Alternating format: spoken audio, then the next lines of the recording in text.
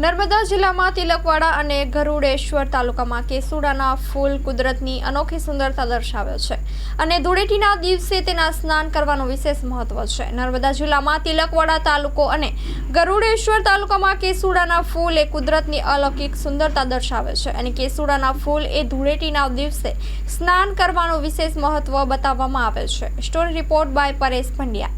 નમસ્કાર।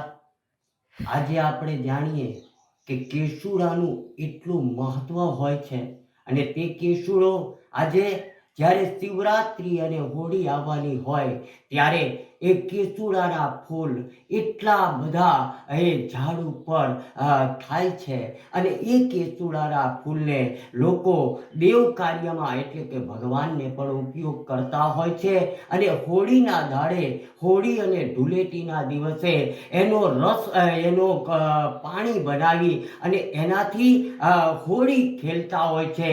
એ ખરો રંગ કહેવાય છે અને તેમાં આજે આપણે જોઈએ કે એ પાણીથી સ્નાન કરવાથી આપણા શરીરના કેટલા રોગ પણ ચાલ્યા જાય છે।